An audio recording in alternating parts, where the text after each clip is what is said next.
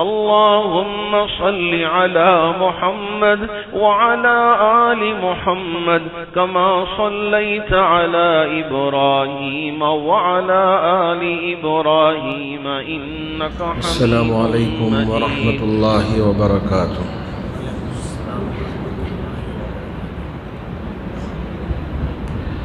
نحمده ونصلي على رسوله الكريم أما بعد فأعوذ بالله من الشيطان الرجيم بسم الله الرحمن الرحيم وإنك لعلى خلق عظيم صدق الله مولانا العظيم. بزرگان محترم، ہمارے اور آپ کے آقا تاجدار مدینہ احمد مصطفیٰ محمد مجتبیٰ صلی اللہ علیہ وسلم کی ذات اقدس اتنی محترم ہے، اتنی معزز ہے کہ آپ کا مقام و مرتبہ، آپ کی عظمت و رفعت اللہ رب ذوالجلال کے بعد میرے رب نے آپ ہی کا مقرر کر کے رکھا ہے. اسی لیے اگر کوئی یوں کہے میں باپ سے بڑی محبت کرتا ہوں، اس کا حکم ٹال نہیں سکتا، یا یوں کہے کہ میری اولاد میری آنکھوں کی ٹھنڈک ہے، اگر کوئی گزارش کر دے ہم اس کی بات کو ٹال نہیں سکتے. پہلے یہ، بعد میں نبی کا حکم، بعد میں نبی کا فرمان. کہا اگر یوں کوئی نہیں، میرے بھائیوں کے درمیان میں بڑی محبت ہے، اگر میرا بھائی مجھے کچھ کہہ دے بس وہی میرے لیے فیصل ہے، نبی کی بات میں ہوگی. یا اگر کوئی یوں کہے کہ میں اپنی بیوی سے بڑی محبت کرتا ہوں، اس لیے بیوی کا جو حکم ہوگا یا جو بیوی کی بات ہوگی وہ میرے لیے مقدم ہوگی، بعد میں سب کچھ. اگر کوئی یوں کہے کہ میرے خاندان کے افراد میرے لیے بڑے محبوب ہیں، اگر وہ مجھ سے کچھ کہہ دے تو وہ میرے نزدیک سب سے زیادہ معتبر اور مقدم ہے، بعد میں دوسری چیزیں. یا یوں کہے کہ جو مال میں کماتا ہوں اس سے بڑی محبت کرتا ہوں، یا بنگلے جو میں بناتا ہوں اس سے بڑی محبت کرتا ہوں. یہ ساری چیزوں کو اللہ رب ذوالجلال نے ذکر کر کے فرمایا اگر تم یوں کہو گے تو تمہارا ایمان خطرے میں پڑ سکتا ہے، تمہارا ایمان خطرے میں پڑ سکتا ہے. جی ہاں، ان کان آباؤکم وَأَبْنَاؤُكُمْ وَإِخْوَانُكُمْ وَأَزْوَاجُكُمْ وَعَشِيرَتُكُمْ وَأَمْوَالٌ اقْتَرَفْتُمُوهَا وَتِجَارَةٌ تَخْشَوْنَ كَسَادَهَا وَمَسَاكِنُ تَرْضَوْنَهَا. وہ تجارت جسے تم بڑی محنت، مجاہدے، مشقت کے ساتھ کرتے ہو اور پھر نفع کماتے ہو، اسے اپنا محبوب مشغلہ بنا لیتے ہو، تو یہ درست عمل نہیں ہے. یا یہ وہ جن گھروں میں آپ رہتے ہو ان کو اپنا محبوب مانتے ہو، یہ نہیں ہو سکتا. ان ساری چیزوں سے اگر سب سے زیادہ کسی چیز سے محبت کریں تو وہ اللہ اور اللہ کے رسول کی محبت آپ کے دل میں ہونا چاہیے. اگر کہیں ایسا موقع آ گیا کہ نبی کا حکم ہے اور دوسری طرف باپ کا حکم ہے، باپ یہ کہہ رہا ہے، اللہ نے فرمایا باپ کے حکم کو چھوڑو، نبی کے حکم کو مانو. اگر کہیں ایک موقع ایسا آ گیا کہ اولاد کسی چیز کی گزارش کر رہے ہیں لیکن وہ نبی کے حکم سے ٹکرا رہا ہے، تو اللہ فرماتے ہیں کہ اولاد کی گزارش کو نظر انداز کر دو، نبی کے حکم کی اتباع کرو.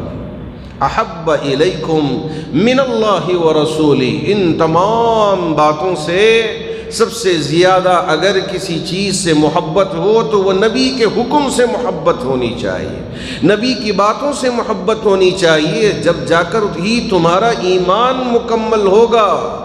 اگر تم نبی کے مقابلے میں، نبی کی محبت کے مقابلے میں اپنے باپ، اپنی اولاد، اپنی گھر والی، اپنے مال، اپنی تجارت اور اپنے بینک بیلنس سے محبت کرتے ہو اور نبی کے حکم کو سیکنڈ درجے میں رکھنا چاہتے ہو تو تمہارا ایمان ناقص ہو جائے گا۔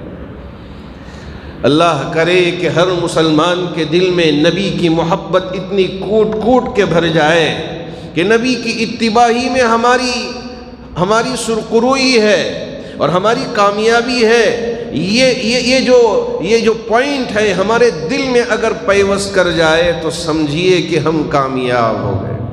اسی لیے اللہ نے فرمایا ان کنتم تحبون اللہ، اگر تمہارا یہ ارادہ ہو کہ اللہ تم سے محبت کرے، اللہ کے تم محبوب بندے بن جاؤ، اگر یہ تمہاری خواہش ہے، اگر یہ تمہارا ارادہ ہے تو تم کو کیا کرنا ہوگا؟ کون سے راستے پہ چلنا ہوگا؟ کون سی چیزوں کو اپنانا ہوگا؟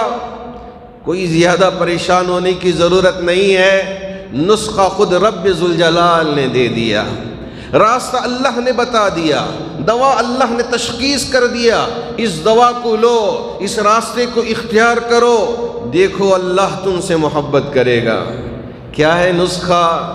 اللہ ہی نے قرآن میں بتا دیا، فاتبعونی، میرے محبوب کی اتباع کرو، یحببکم اللہ، اللہ تم سے محبت کرے گا، اللہ تم سے محبت کرے گا۔ یہ وہ اللہ کے نبی ہیں جو سب سے محترم ہیں، سب سے مقدس ہیں، سب سے معظم ہیں۔ ان کا اسوہ حسنہ، ان کا اخلاق اگر ہماری زندگیوں میں نہ آئے، اب ہم یوں کہیں کہ ہم تو اتباع کرتے ہیں لیکن ہم ان کی باتوں کو ماننے والے نہیں ہیں، تو یہ کہاں کے متبع ہوئے، کہاں کے ہم ان کے مرید ہوئے، کہاں وہ ہمارے شیخ ہوئے۔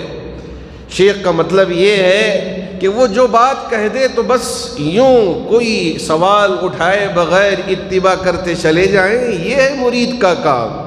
نہیں، ہم اتباع تو نہیں کریں گے، ہم شیخ کی واہ واہ کرتے رہیں گے۔ یہ شیخ کی اتباع کہاں سے ہوگی؟ میرے آقا صلی اللہ علیہ وسلم شیخ ہیں، ہم مرید ہیں۔ میرے آقا صلی اللہ علیہ وسلم ہمارے استاذ ہیں، ہم آپ کے شاگرد ہیں۔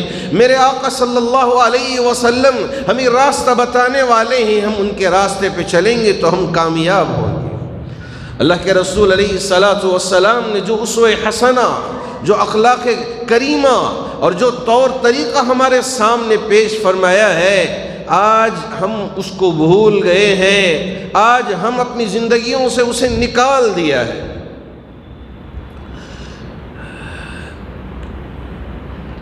ایک غزوے کا موقع تھا، میرے آقا صلی اللہ علیہ وسلم کے پیارے چچا حضرت امیر حمزہ بڑے لمبے قد کے تھے، گھوڑے پہ بیٹھتے تو پیر گھسیٹتے تھے، اتنے لمبے قد کے۔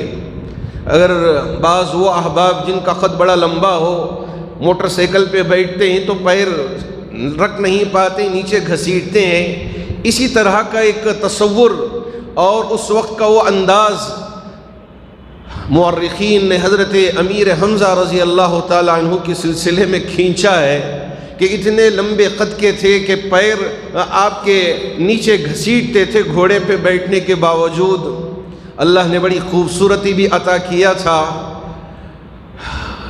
پیارے وہ چچا جن کی بڑی محبت ہمارے نبی کے دل میں بسی تھی کہ میرے چچا، میرے پیارے چچا، کہ اپنی جان کو نبی کے لیے قربان کرنے کے لیے تیار تھے۔ ہاں، وحشی نے آپ کو شہید کیا، پھر اس کے بعد آپ کا مسلح بنایا۔ مسلح کا مطلب اس سے پہلے بھی میں نے آپ سے کہا ہے کہ ناک کاٹنا، ہونٹ کاٹنا، کان کاٹنا، آپ کا مسلح بنا کے چہرہ بگاڑ دیا گیا، سمجھ میں بھی نہ آئے کہ یہ کون ہے۔ نبی نے دیکھا تو نبی کا دل بیٹھ گیا۔ اتنا ہی نہیں، وہ عورت جس نے وحشی کو یہ ذمہ داری دی تھی کہ قسم کھائی تھی غزوہ بدر میں میرے لوگ مر گئے تو اس لیے اب میں بدلہ لینا چاہتی ہوں، تو غزوہ احد میں امیر حمزہ کی کھوپڑی میں شراب پینا چاہوں گی، کھوپڑی میں شراب پینا چاہوں گی۔ آج اسی طرح کی ایک حیوانیت ہمیں دیکھنے کو مل رہی ہے۔ ایک انسان نیچے پڑا ہوا ہے، لوگ اپنے ہاتھوں میں لکڑیاں لے کر، ہتھیار لے کر اسے پیٹ رہے ہیں، اس کے سر کو کچل رہے ہیں۔ وہ پکار رہا ہے مدد کے لیے، کوئی آئے میری مدد کرے، کوئی آئے مجھے بچائے، لیکن وہاں کوئی بچانے والا نہیں ہے، پکار رہا ہے۔ آج بھی اسی طرح کے کچھ حالات بنتے جا رہے ہیں۔ ان حالات میں بھی ہم میں سے ہر ایک کو اللہ کی طرف متوجہ ہونا ہے۔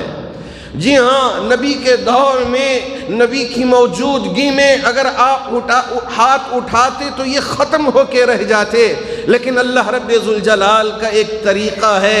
اللہ آزمانا چاہتے ہیں اپنے بندوں کو کہ کیا یہ میری طرف متوجہ ہیں یا نہیں ہیں۔ ہر دور میں اس طرح کا دور آئے گا، یہ حالات آئیں گے۔ ان حالات میں ہم اپنے آپ کو نبی کے طریقے کے مطابق زندگی ڈھال لیتے ہیں تو کامیاب ہو جائیں گے۔ حضرت امیر حمزہ کی شہادت کی ضرورت نہیں تھی، لیکن اللہ رب ذوالجلال نے بتایا کہ روئے زمین پہ نبی ہیں، رحمت للعالمین ہیں، امام الانبیاء ہیں، قائد قوم و ملت ہیں، باوجود اس کے کہ اللہ نے آپ کی شہادت کو قبول فرمایا۔ یہ وحشی جنہوں نے مسلح بنایا، نبی کے اخلاق دیکھیے، نبی کا کردار دیکھیے کہ انسان کے اندر غصہ رہتا ہے، انسان کے اندر انتقام بدلہ لینے کا ایک وصف رہتا ہے، لیکن نبی نے یہ طریقہ نہیں سکھایا۔ باوجود امیر حمزہ کا مسلح بنانے کے، جب وحشی نے آ کے گزارش کی، ارے نبی سے کہو کہ یہ وحشی اسلام لانا چاہتا ہے، کلمہ پڑھنا چاہتا ہے، اسلام کے دائرے میں آنا چاہتا ہے۔ میرے نبی نے یہ نہیں فرمایا نہیں یہ میری دشمنی کا قصہ ہے، اس نے میرے چچا کا مسلح بنایا۔ اللہ کے رسول علیہ السلام نے فرمایا وحشی سے کہو کہ ان کا اسلام قبول ہوگا، وحشی سے کہو کہ ان کا اسلام قبول ہوگا۔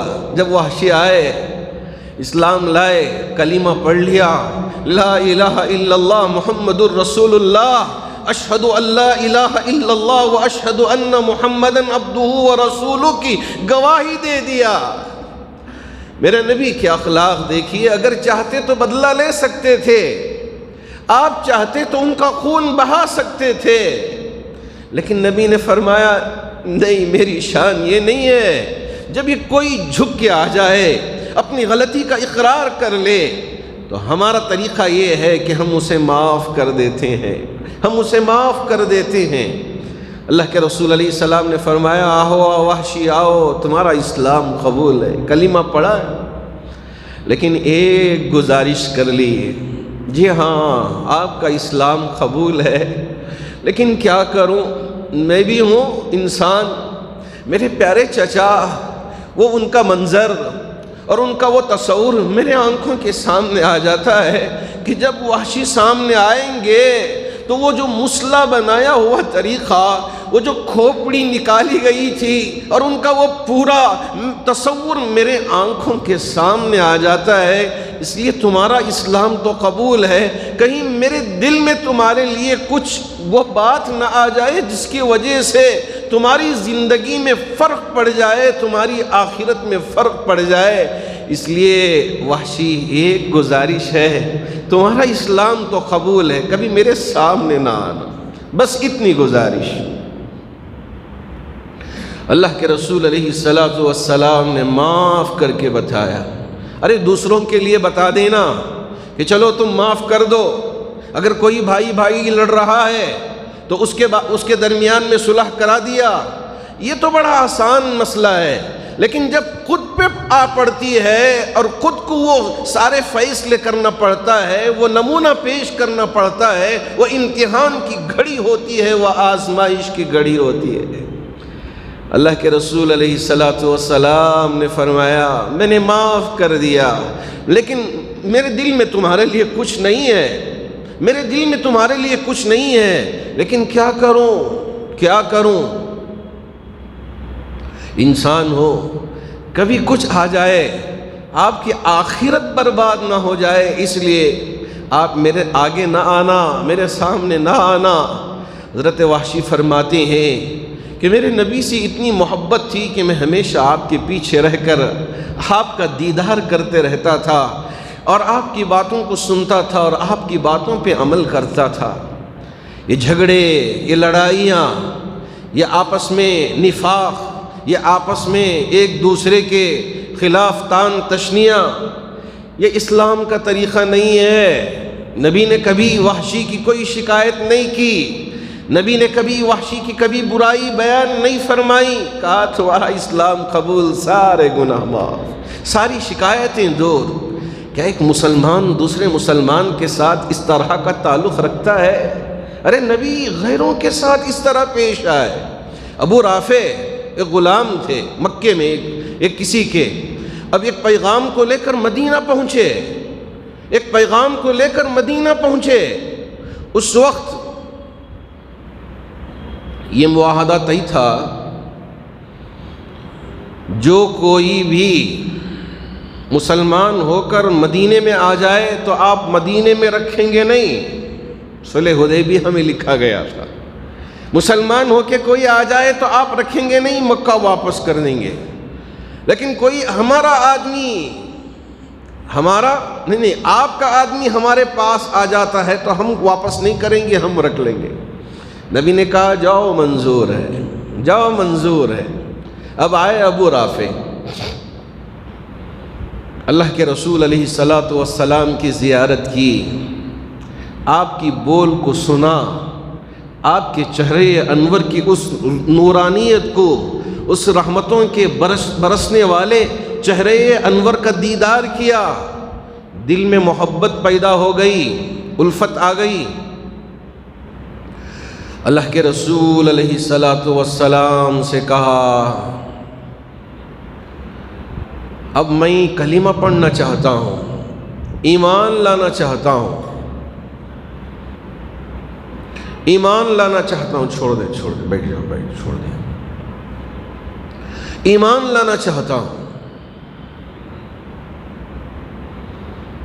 اللہ کے رسول علیہ السلام نے اپنے کیے ہوئے عہد کو پورا کرتے ہوئے فرمایا ابو رافع، ہم نے عہد کیا ہے صلح حدیبیہ میں، آپ یہاں آ کر ایمان لائے رہ گئے تو ہم آپ کو رکھ نہیں سکتے، اس لیے آپ واپس چلے جائیں۔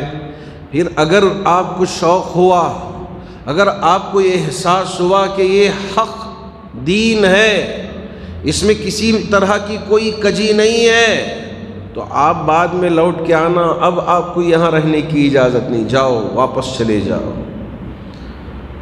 نبی تو حریص تھے، جو کوئی بھی ایمان لے آتا تو آپ کی آنکھوں کو ٹھنڈک پہنچتی تھی، لیکن یہاں عہد کو پورا کرنے کے لیے یہ کہہ رہے ہیں کہ آپ کے چہرے کو دیکھ کر میں خوش ہو گیا ہوں، میرے دل کی کیفیت بدل گئی ہے، اب میں کلمہ پڑھنا چاہتا ہوں۔ آپ کے اخلاق کریمہ، آپ کی گفتار اور آپ کا انداز تکلم اور آپ کا ہمارے ساتھ پیش آنا، ارے ہماری کیا حیثیت ہے، لیکن آپ کے جو اخلاق ہیں اسے دیکھ کر میں متاثر ہوا ہوں، ایمان لے آنا چاہتا ہوں، کلمہ پڑھائیے۔ باوجود آپ حریص ہونے کے، یعنی آپ کی لالچ کس میں تھی کہ اللہ کے بندے اللہ سے جڑ جائیں، ایمان والے ہو جائیں، یہ آپ کی لالچ تھی۔ مال کمائیں، بینک بیلنس ہو جائے اور زیورات آپ کے پاس آ جائیں، دینار و دراہم آ جائیں، بلڈنگیں آپ کی کھڑی ہو جائیں، بڑے اچھے خوبصورت اور تندرست اونٹ آپ کے پاس سواری کے طور پہ ہو جائے، گھوڑے آپ کے پاس آ جائیں، اس دور کی بات کر رہا ہوں۔ آپ کی یہ حرص نہیں تھی، لقد جاءکم رسول من انفسکم عزیز علیہ ما عنتم حریص علیکم. تمہارے سلسلے میں بڑے لالچی کا مطلب یہ نہیں ہے، مطلب یہ ہے جو بھی اللہ کا بندہ ہے وہ اللہ سے جڑ جائے، ایمان والا بن جائے، آپ کی ایک فکر، آپ کی ایک تڑپ. لیکن اللہ کے رسول علیہ الصلاۃ والسلام نے عہد کو پورا کرتے ہوئے فرمایا جاؤ، آپ واپس جاؤ، جب اللہ آپ کو توفیق دے دے تو پھر ایمان لا کے یہاں آ جانا. فتح مکہ کا موقع، اللہ کے رسول علیہ الصلاۃ والسلام فاتح بن کے گئے ہیں، اور اتنے بڑے لیڈر اور پوری فوج کی کمانڈ سنبھالے ہوئے 10,000 حضرات صحابہ کرام کی جری فوج آپ کے ساتھ ہے. فاتح مکہ سامنے کھڑے ہیں، جنہوں نے آپ کو ستایا تھا، جنہوں نے آپ کی پیٹھ پر اونٹ کی اوجڑی رکھی تھی، جنہوں نے اپنی زبان کے ذریعے آپ کے دل کو پارا پارا کیا تھا. یہ وہ تھے جنہوں نے آپ کو راستے میں گڑھا کھود کے جان لینے کے ارادے کیے ہوئے تھے. یہ وہ تھے جنہوں نے آپ کے لیے قتل کی سازشیں رچی تھیں، جنہوں نے یہ کام کیا تھا کہ آپ کے ماننے والوں کے جینے کو تنگ کر کے رکھ دیا تھا. یہ وہ تھے کہ جنہوں نے آپ کے ماننے والوں کے بدن پر انگاروں کو داغا تھا، ہاں تپتی ہوئی دھوپ پہ لٹا کے گھسیٹا تھا. یہ وہ سارے افراد، یہ سارے دیے ہوئے درد آنکھوں کے سامنے ہیں. حضرات صحابہ اپنی زبانوں سے یہ کہہ رہے ہیں الیوم یوم الملحمہ، آج بدلے کا دن ہے. حضرات صحابہ کہہ رہے ہیں اب تک تم ہم پہ فاتح تھے اور ہم پہ طاقتور تھے، اللہ رب ذوالجلال نے آج ہمیں فتح عطا کیا ہے، اب ہم تم کو چھوڑنے والے نہیں ہیں. لیکن نبی کے اخلاق دیکھیے کہ کیسے تھے، آپ کا طریقہ کیا تھا. پیچھے سے آواز آ رہی ہے الیوم یوم الملحمہ، آج کا دن بدلے کا دن ہے، آج کا دن خون بہانے کا دن ہے، آج کا دن وہ سارے تکالیف جنہوں نے ہمیں دیا تھا اسے واپس لینے کا دن ہے. لیکن اللہ کے رسول علیہ الصلاۃ والسلام نے نظروں کو نیچے جھکائے ہوئے اعلان کیا، میں وہی کہوں گا جسے میرے بھائی نبی بھائی یوسف نے کہا تھا. اپنے بھائیوں کے ملنے کے بعد انہوں نے بڑی تکلیف پہنچائی تھی، جان لینے کے در پہ تھے، کیا تھا انہوں نے بھی زیادتی.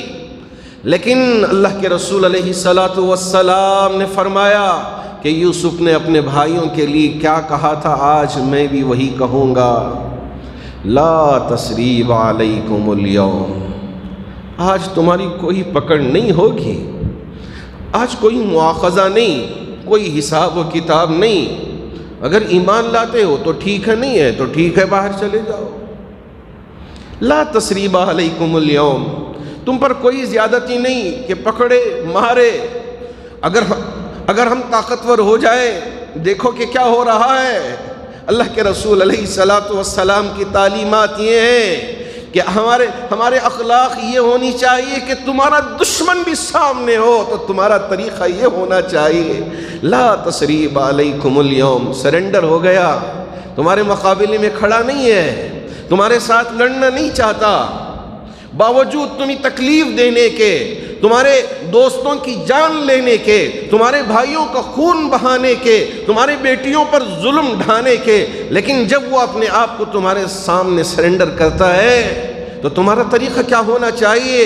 اللہ کے رسول علیہ السلام نے فرمایا آج میں بھی وہی کہوں گا لا تثریب علیکم اليوم، آج کسی طرح کسی پر کوئی زیادتی نہیں ہوگی، کوئی پکڑ دھکڑ نہیں، کوئی مواخذہ نہیں. جاؤ اذهبوا انتم الطلقاء، جاؤ سب تم آزاد ہو، جاؤ تم سب آزاد ہو. اسی لیے میرے رب نے کہا انک لعلی خلق عظیم، آپ اخلاق کے اونچے درجے پہ فائز ہیں، یہی اخلاق تھے میرے نبی کے۔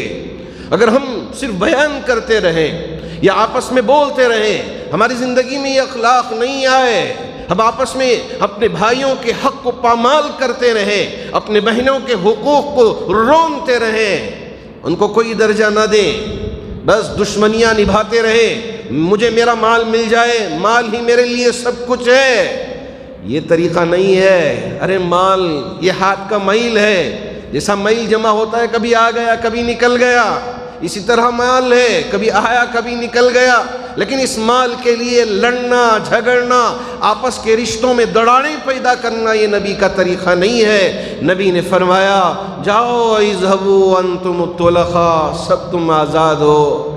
ابو سفیان بھی آئے، جبکہ کتنے موقعوں پر نبی کے ساتھ دشمنی نبھائی تھی، صحابہ کے ساتھ دشمنی نبھائی تھی۔ آپ کے پیارے چچا عباس جو ہم عمر تھے، ان کے ساتھ آ کے کہنے لگے میں بھی ایمان لانا چاہتا ہوں، میں بھی اسلام قبول کرنا چاہتا ہوں۔ اللہ کے رسول علیہ السلام نے خالی آپ کا اسلام قبول نہیں کروا لیا، کیا عزت بخشی، کیا آپ کو مقام دیا، کیا آپ کے رتبے کو بلند فرما دیا۔ ابو سفیان آئے، حضرت عباس لے کے آئے، کہا یہ بھی ایمان لانا چاہتے ہیں؟ کہا چلو تمہارا ایمان بھی قبول، تمہارا ایمان بھی قبول ہے۔ اب تک میرے ساتھیوں کی زندگیوں کو تم دو بھر کر کے رکھے تھے، نہیں کوئی شکایت نہیں، کوئی گلا نہیں، کوئی پرانی باتیں یاد نہیں کریں گے، کوئی تازہ نہیں، سب کچھ بھلا دیا، آؤ تمہارا ایمان قبول ہے۔ اب کیا عزت بخش دیا، سب کے سامنے کھڑے ہو کے اعلان فرمایا جو کوئی بھی ابو سفیان کے گھر میں پناہ لے لیا وہ امن پا لیا، وہ امن پا لیا۔ آپ نے اتنی عزت بخشی حضرت ابو سفیان کو۔ آج یہی اخلاق ہمارے اندر آنا چاہیے، ہم صرف آپس میں بول کے یہ ہے نبی کے اخلاق صرف سنانے کے لیے نہ رکھیں، بلکہ اپنی زندگیوں میں اتاریں۔ اللہ کرے کہ میری زندگی میں بھی آ جائے، آپ کی زندگیوں میں بھی آئے۔ ہر ایک نبی کے اخلاق کو اپنا کر ہماری زبان کو اچھی کریں اور ہمارے طور طریقے کو اچھا کریں اور ہمارے کردار کو اچھا کریں۔ اللہ ہمیں اس بات کی توفیق عطا فرمائے۔ حاضرین با تمکین، اللہ کا شکر ہے کہ اللہ رب ذوالجلال نے جو ہمارے لیے حلال مال عطا کیا ہے، اس حلال مال میں سے تھوڑا سا حصہ یہاں ہماری ان چادروں میں ڈال کر نبی علیہ السلام کی سنتوں کو زندہ فرماتے ہیں۔ ارادہ کر کے آتے ہیں ہمارے وہ احباب جو صبح سے شام تک محنت مشقت کر کے تھوڑی سی کمائی ہو گئی رکھ لیا، اور اس ارادے سے، اس نیت سے کہ جمعہ کے دن چادر میں ہم بھی بند مٹھی ڈال کے چلے جائیں تاکہ میرا رب میرے اس عمل کو قبول فرما لے، اس لیے کہ اللہ کا گھر ہے، اس کی ضرورتوں کو پورا کرنا یہ ہم سب کی ذمہ داری ہے۔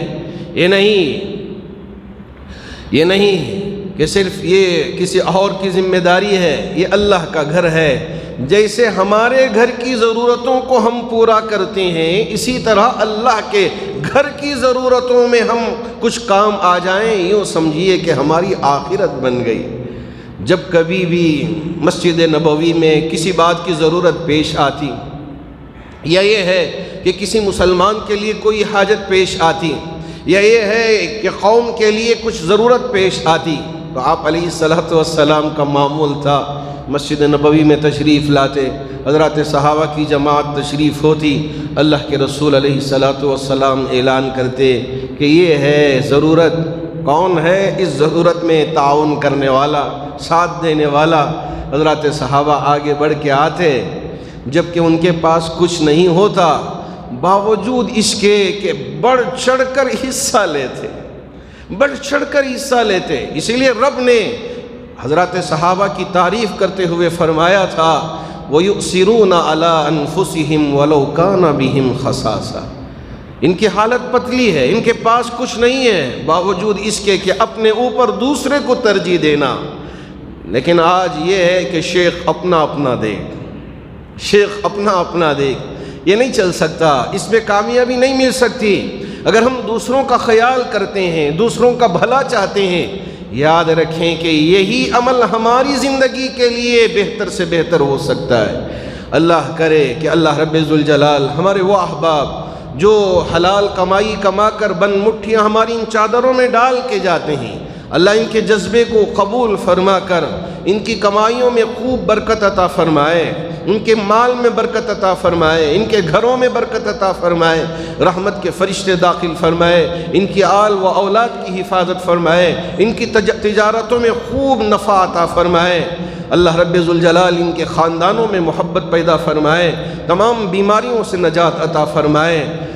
اللہ رب ذوالجلال ہماری ان دعاؤں کو قبول فرما کر ہماری اولاد و آفاق کی حفاظت فرمائے، جو بیمار ہیں انہیں شفا عطا فرمائے، جو پریشان حال ہیں ان کی پریشانیوں کو دور فرمائے، جو قرض میں ڈوبے ہوئے ہیں ان کے قرض کی ادائیگی کی شکلیں و صورتیں پیدا فرمائے، جو مرحومین دنیا سے رخصت ہو چکے ہیں تمام مرحومین کی بھرپور مغفرت فرمائے۔ آمین وآخر دعوانا ان الحمد للہ رب العالمین۔